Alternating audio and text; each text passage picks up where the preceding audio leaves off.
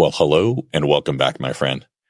And today I've got Craig Bennett with me, and Craig and his wife Meredith have a podcast on marriage, and they're reaching out and helping people to find that strength to heal the wounds, to strengthen the foundation in our marriage. And for many of us, myself included, like that foundation just felt like it was hit by a sledgehammer or a jackhammer even, and just broken apart. And so Craig and Meredith are working to bring about and set a different pattern and help people to, as he puts it, have the cheat code for life, from that solid marriage and the relationship that goes there between a husband and a wife. So I'm excited to jump in with Craig and talk about, like how patterns can be broken, that we're not stuck with like the struggles of self-worth and identity, and that changing our mindset, man, just makes such a difference regardless of what age and where we're at in life. So, Craig, how are you doing today, my friend? I'm doing awesome, Mike. Thanks for having me. This is awesome. Absolutely. Yeah, we've had a little bit of time to chat and to share stories, and it's like, man, just the shift that you've shared in your life, dude, that's a lot of transformation, and I commend you on the fact that we're going to get into talking about going from corporate to entrepreneurship. Yep. And that is like jumping out of an airplane, without the parachute, without the preparation, and just going, I will figure it out as I'm going along. So that is hats off to you, man. Thanks, man. I appreciate it. Absolutely. Well, Craig, let's start off. And what is the professional life? What does that side look like for you today? It's every day I get to wake up and I get to make a difference in the world. It's honestly 5 years ago, me, this is what I want it to be doing. I found, so my wife and I, we get up every day and we make an impact, and we try to help, married couples who are struggling in their marriage, reconnect, find that like as you mentioned it's a cheat code for life. We stand by that. Anyone who decides to be in a relationship, they do that for a reason. They want companionship and they want a partner to go through and do life with. And there's no greater feeling than having that solid foundation of that teammate right next to you. That's, that you have that rock solid foundation when you go through life, that no matter what life throws at you, you've got that person in your corner right there with you, shoulder to shoulder, fighting those battles. So we get to wake up every day and help people have that marriage. So we're on podcasts like this, trying to spread the message. We're,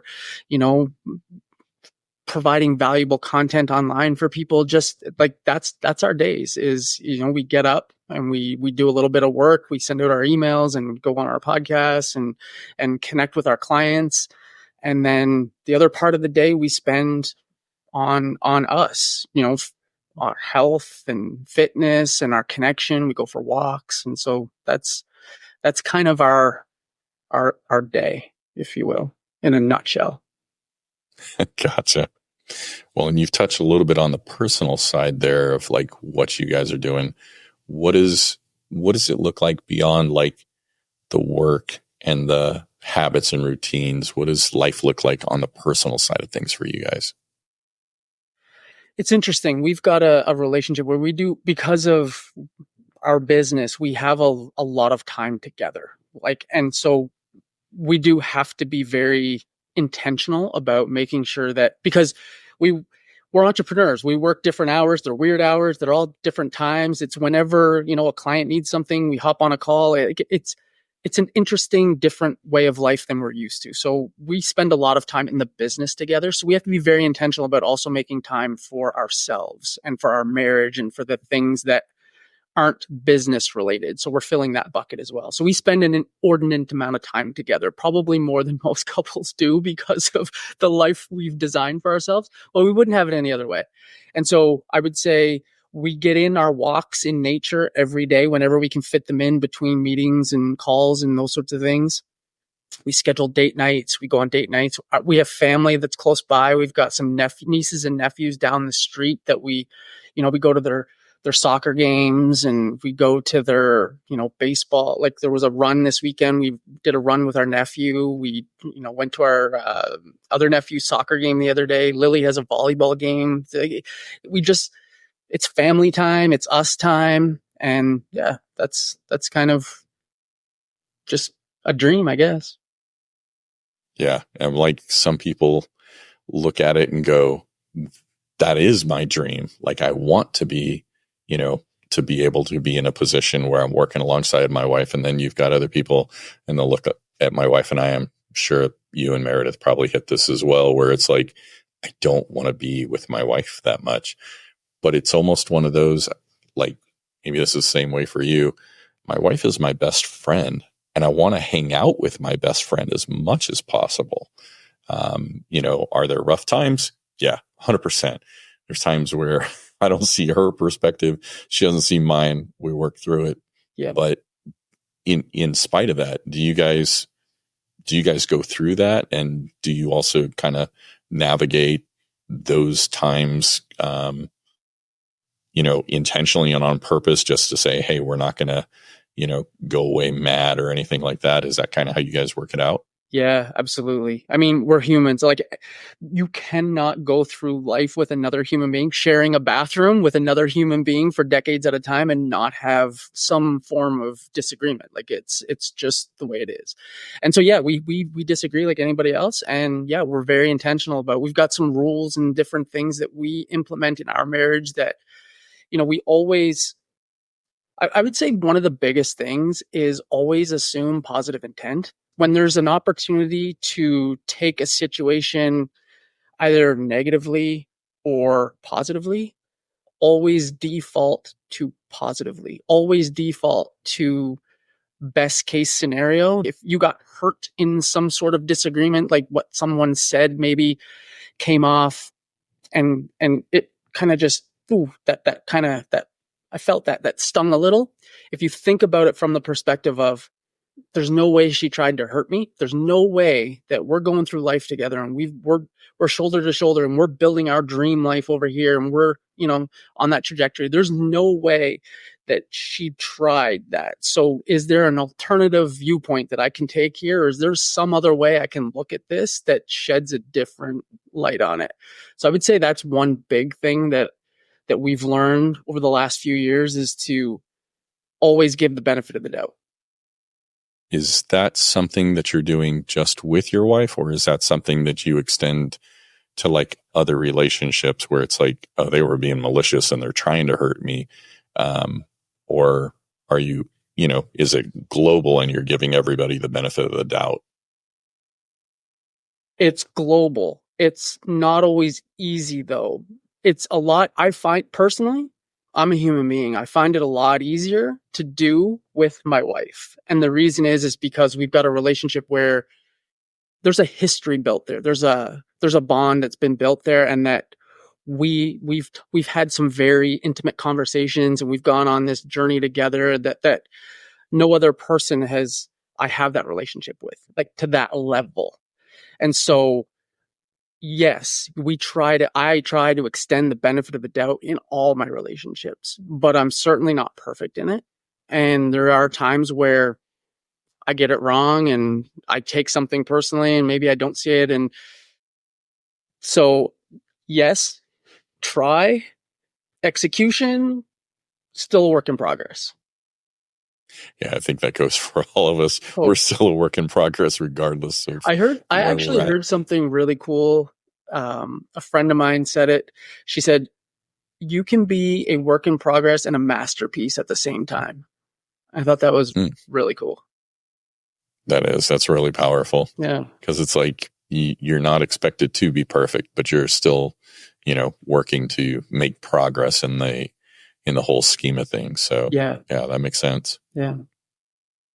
Well, let's go back a little bit before, you began doing the coaching and the podcast. You were actually in corporate, kind of sitting there unsatisfied, unhappy, unfulfilled. Mm-hmm. Take us back to that time. What got you there? And then you made a jump and just said, I'm done. I've had enough. I want more out of life than what I'm experiencing, and I know there's more for me. Take us back to who Craig was at that time, and like what got you to that point of making the jump, because that's a large jump to make. Yeah. So I grew up believing that there was a default life path, that everyone around me lived basically the same kind of plan.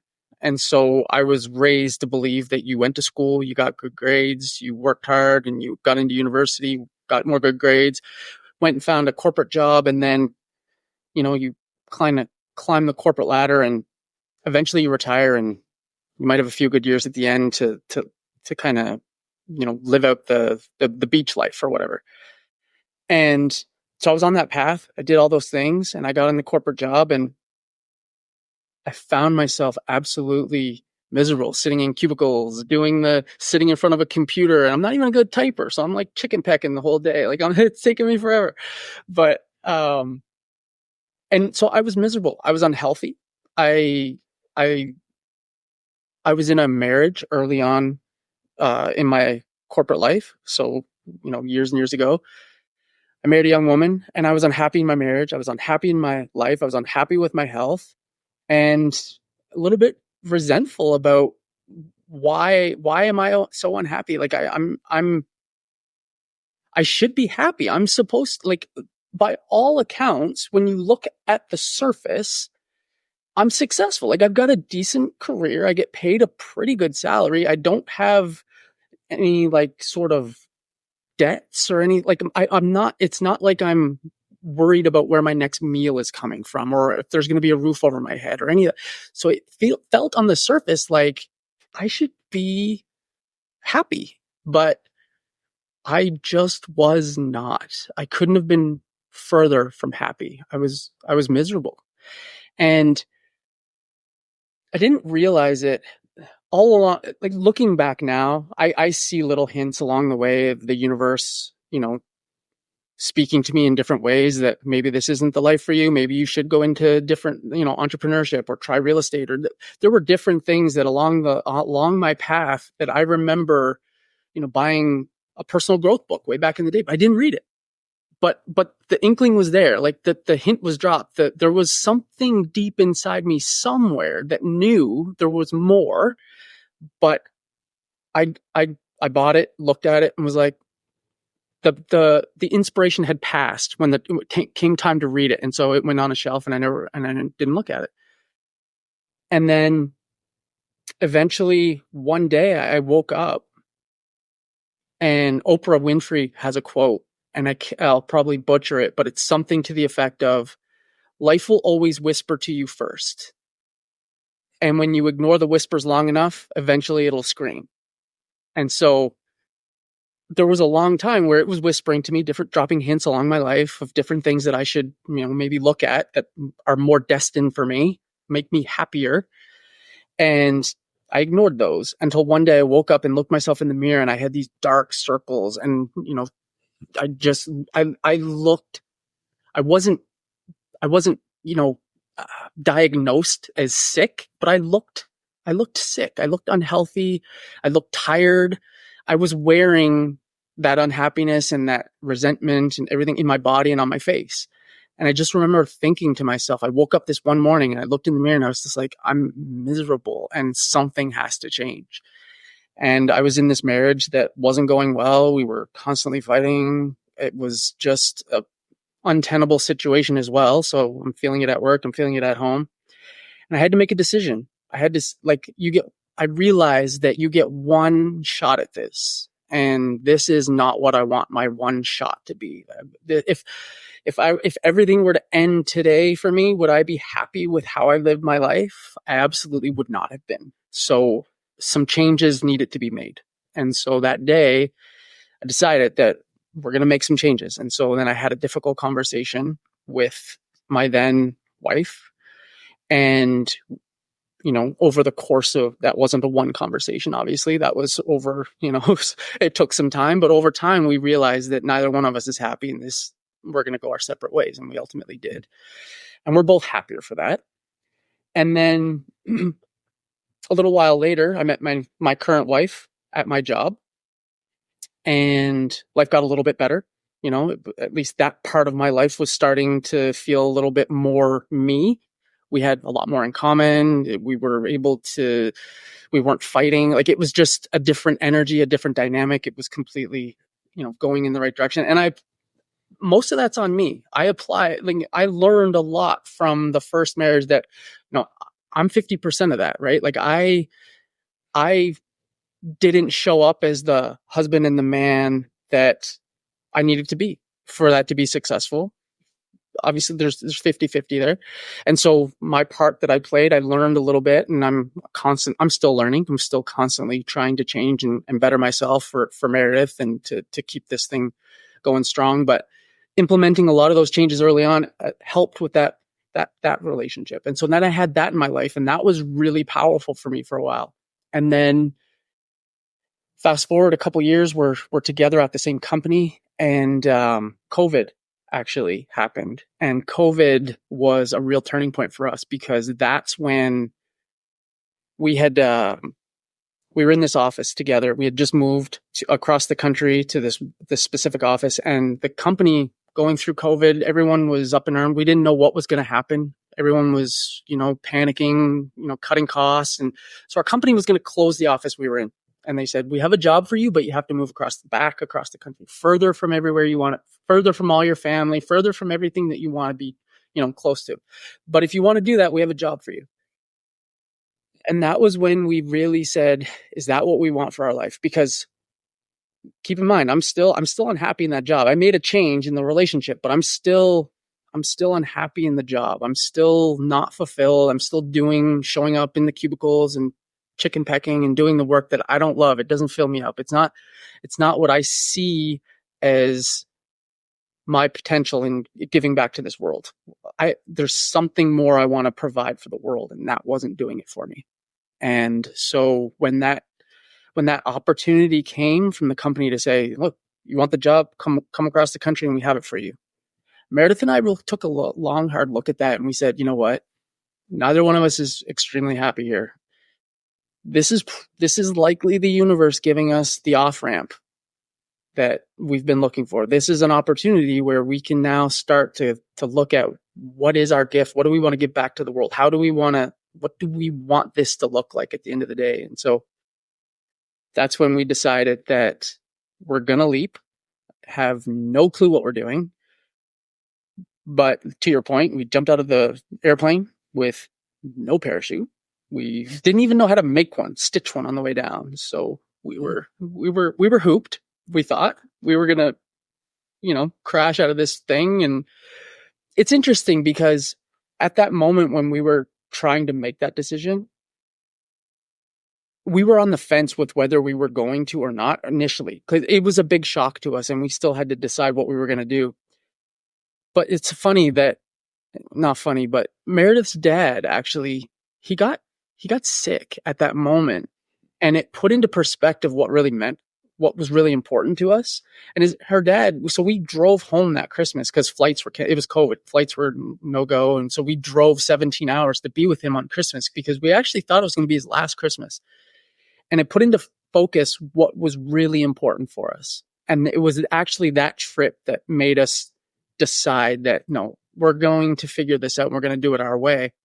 And the funny thing is, as soon as we made the decision, her dad had some treatments and completely healthy now. Like, it's almost as if the universe just had to intervene to get us to do the thing that we were meant to do at that moment. And so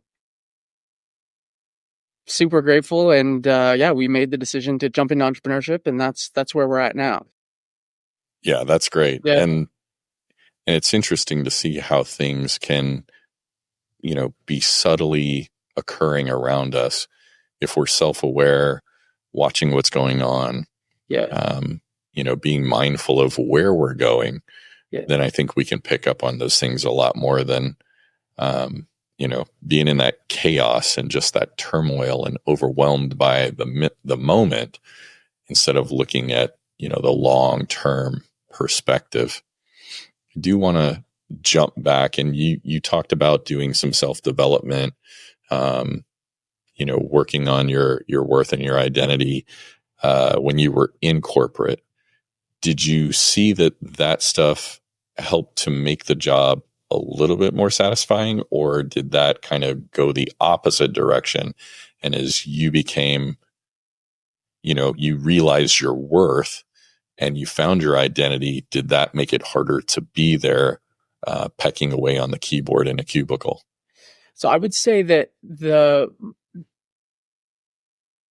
more evolved, the evolution of me in corporate was more on the relationship side at that point. I would say the real growth on an individual level, like on a self-worth level, happened when we decided we were going to go into entrepreneurship. So I would say that the growth that I had from my previous marriage, working on kind of being a better human, better husband, better man, it wasn't necessarily related to a lot of reading books or listening to podcasts as much as it was reflecting on my past and do I want to repeat that, and or repeating patterns that my parents and grandparents who also went through divorce, looking back and just seeing all of that, and do I want that for myself again in this new relationship? So that was where that real growth happened while at corporate. And so I would say it didn't really impact. I mean, obviously it made me a happier version of me because I've got a relationship that fulfills me a little bit, right? That fulfills me a lot, but it didn't take away the sting of this job isn't meant for me. I know that. I'm still not where I need to be in my career or in my vocation. There's something still missing here. Even though my relationship's going well and life in general is better because of it, there was still something inside of me that was saying, yeah, great, you're making moves. That's a really big one, really important one. There's still more to do here.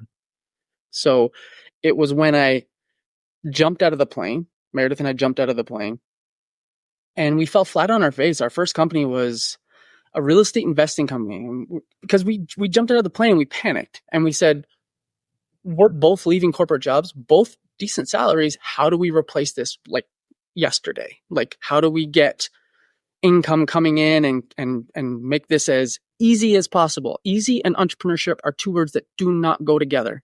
They just do not go together. We tried to jam them together. They do not go together.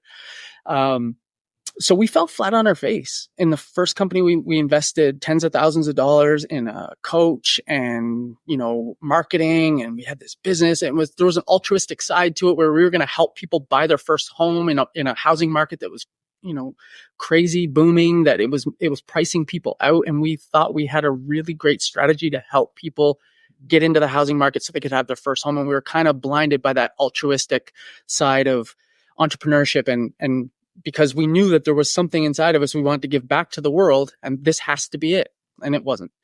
And so we fell flat on our face, lost tens of thousands of dollars in that, but wouldn't change a thing. It was one of the best things that happened to us because it really made us do the work that we should have done before we jumped into entrepreneurship, which was, one, what is it that we actually want? Because if you don't know what you want, you can't actually make a roadmap to get there. And so if you don't have a destination, you're just going to be a ship lost at sea, just floating around.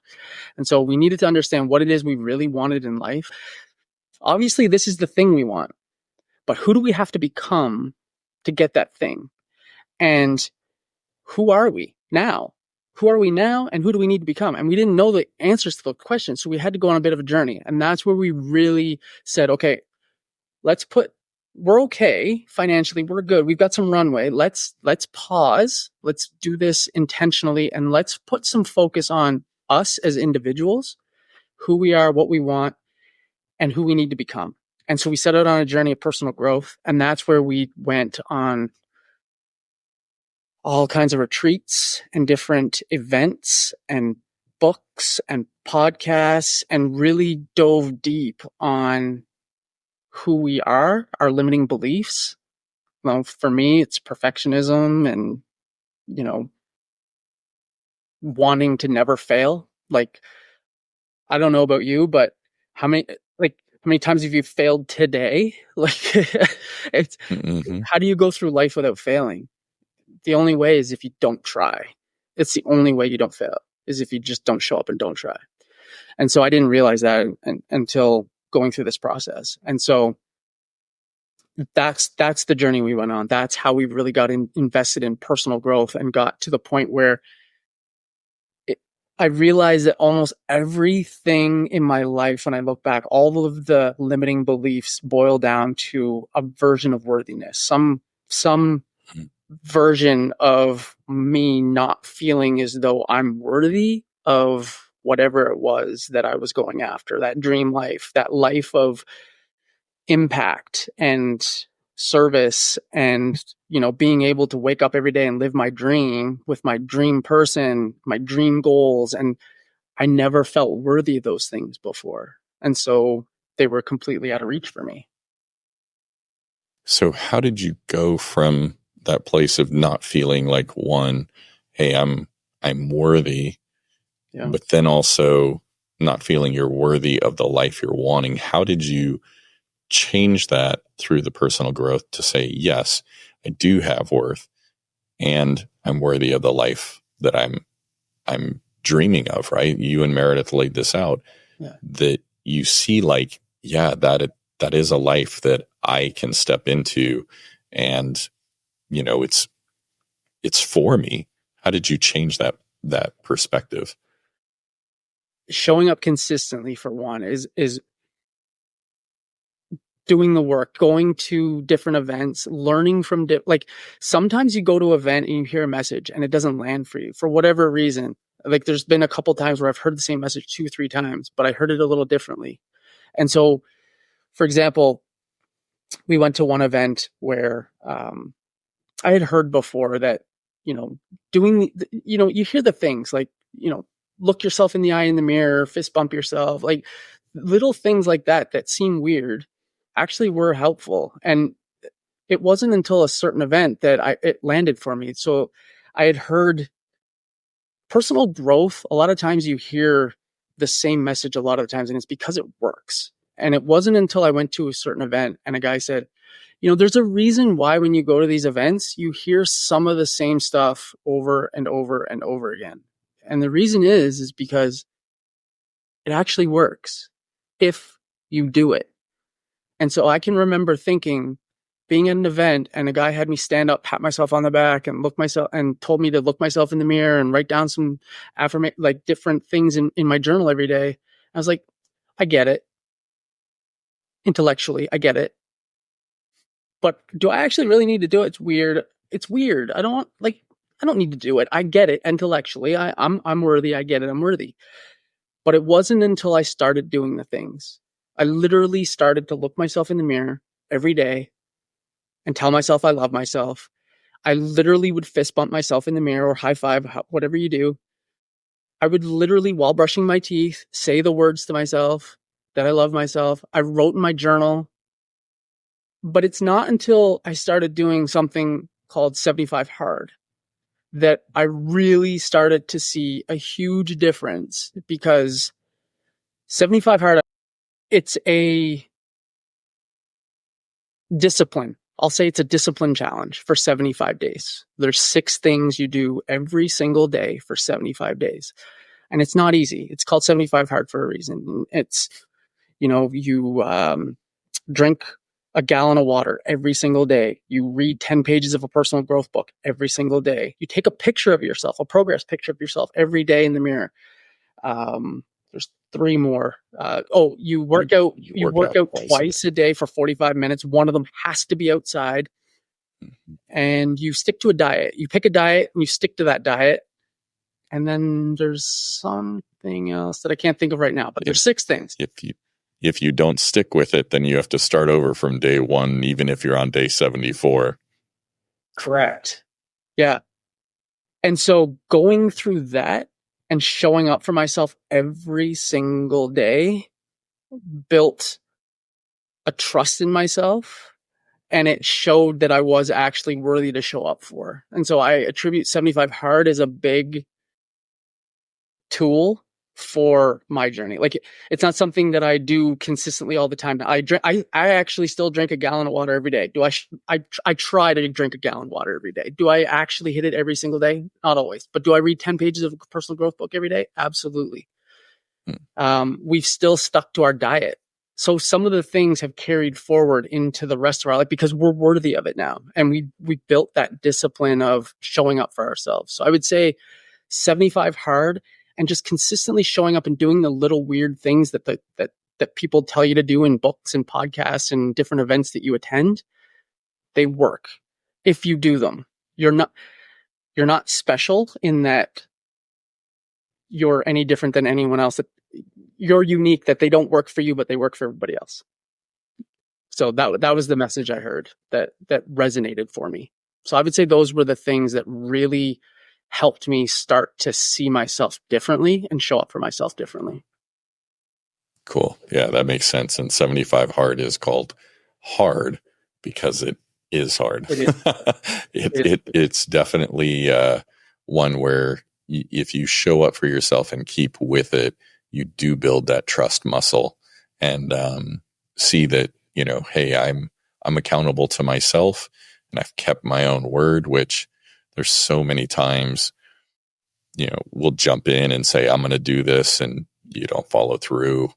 And that is definitely one where it's like, if you don't follow through, you start back and you build that trust if you stick with the process, just like you talked about. Totally. You had talked about like limiting beliefs and how you had to, ditch those and really adopt like a growth mindset to look for what is true and changing your perspective. What are some things that you replaced as far as beliefs that you've now found out, hey, those were lies that I bought into because I was, taught them or heard them from somebody? I would say the biggest one is that I hinted at earlier, I think, is that I had to be perfect. Like, I had to always show up and I couldn't make mistakes. Like, I always had to be perfect because I don't know where it came from either. Like, obviously childhood, I can't pinpoint specific. Like, I know that I do have one memory of my dad, and God love him because he was a great dad, and he had all great intentions. But I can remember coming home with a test, whatever test it was, and I had scored like a 90 or 95%. And so I was proud of that mark. That's a decent mark, 90, 95%. Where's the other 5%? That's great. Congratulations. Where's the other 5%? What happened to the other 5%? And I think he was coming at it from an angle of, you're capable of getting 100, and maybe, but on that day I wasn't, because I got a 95. But the message I guess I took from that was, I got to be perfect. 100 is, I didn't get the reaction I was looking for, the pat on the back, the attaboy, the 95, that's amazing, let's go get ice cream. I didn't get that. I got the 95. What happened to the other 5%? To motivate me.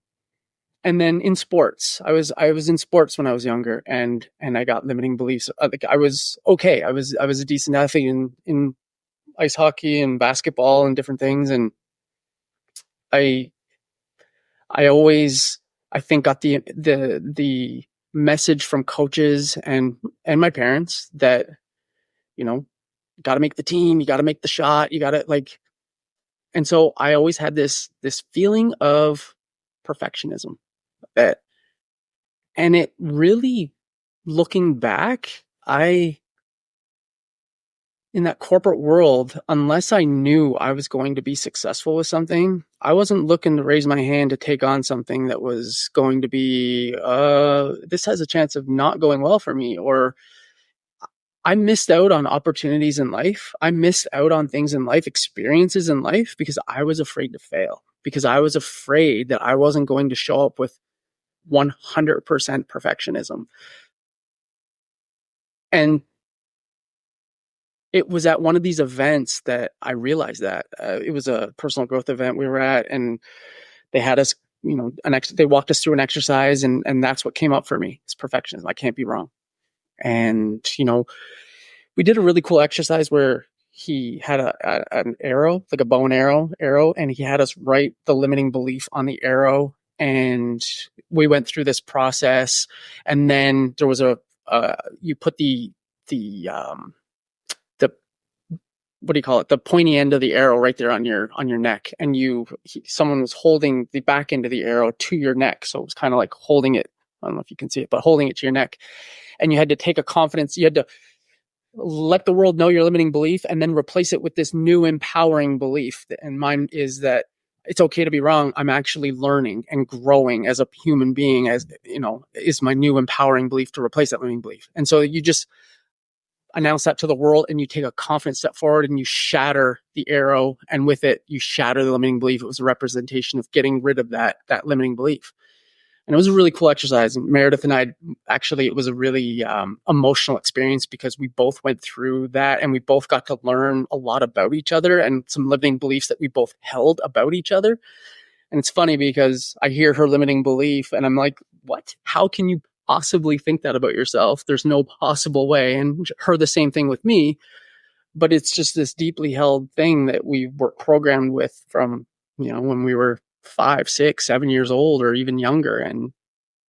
But yeah, that was really cool that we, so that, I would say that was the biggest one. Another one is nobody cares about or wants to hear my story, was another limiting belief that I had. Like, my story isn't worthy of being told, was another limiting belief that I've now since getting over. Obviously, I'm on a podcast telling my story, and so it's a work in progress. I'm working on that.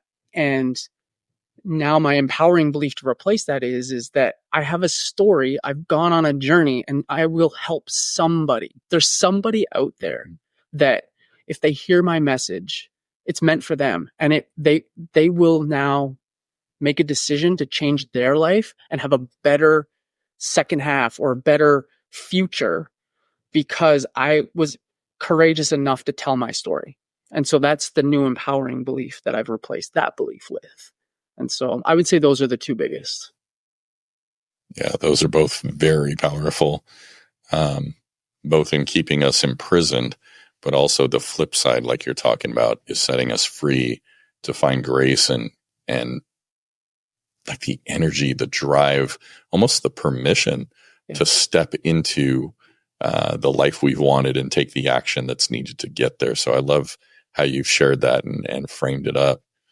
As we wrap up here, I want to touch on one thing that we had talked about earlier briefly, and just saying that, like, having a solid marriage is a cheat code. Like, what do you mean, and what does it change? Like, is it a cheat code to like getting a better marriage, or changing my life, or like what does it do when I implement that cheat code? We say it's a cheat code for life because if you've got your marriage dialed in and it's just on maintenance, like you're not putting out fires because you've done the work, and you give the benefit of the doubt, and you've got it's in a great place. One, you've now, two heads are better than one. You've got two great superhero versions of you working together on your marriage, and now you're attacking life together.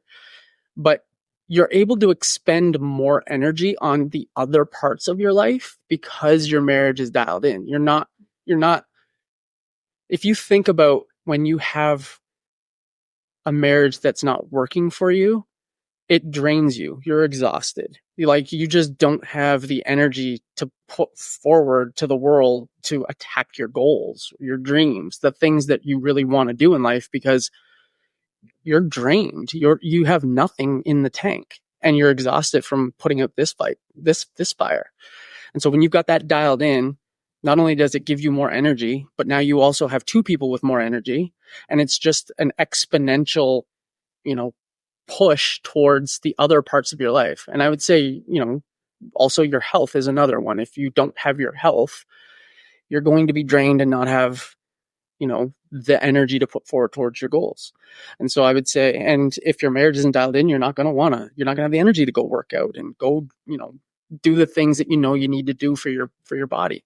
And so that's what we mean by it's a cheat code for life. If you can get that dialed in, it's like jet fuel for the other parts of your life to go attack the dream life, the goals, the altruistic side of giving back to the world, the things that you really want to do, the things that really fill you up, your why you show up every day in the world gives you more juice and more energy to go attack those things and go execute on your why. And as I'm sitting here just going, there is a much deeper rabbit hole in talking about how we create that marriage to get that cheat code. I'm going to say people jump over and, listen to your podcast to kind of get that information, because that is a much deeper and expansive topic to really cover, because it's involving, like you've talked about, changing who we are.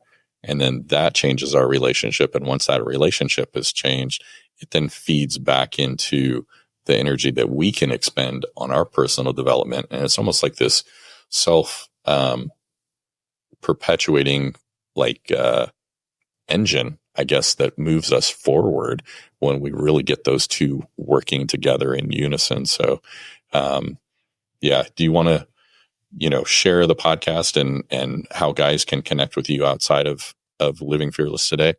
Yeah, absolutely. So it's the Road of Life podcast. It's with my wife and I, Meredith and I. We host an episode weekly, and people can find us there. And we also have social media. So we're at Meredith and Craig on Instagram, and then we each have Facebook profiles. Our names, Craig Bennett and Meredith McKay, and we have a Facebook group that it's facebook.com/groups/ Meredith and Craig. So those are probably the best ways to get a hold of us, get in touch with us for sure. And those will be listed in the show notes as well to make it easy for people to connect rather than right having to type everything out. We'll have the shortcut and the URL link. So, perfect. Yeah. Craig, I appreciate it. Thank you so much for joining me here today, sharing your story, and then the encouragement that, hey, where we've been isn't, what we're confined to. And that when we work on ourselves and work on our marriage, it's like jet fuel to move us forward. So I appreciate it, my friend. Thank you very much. Thanks, Mike. I really appreciate it. Absolutely.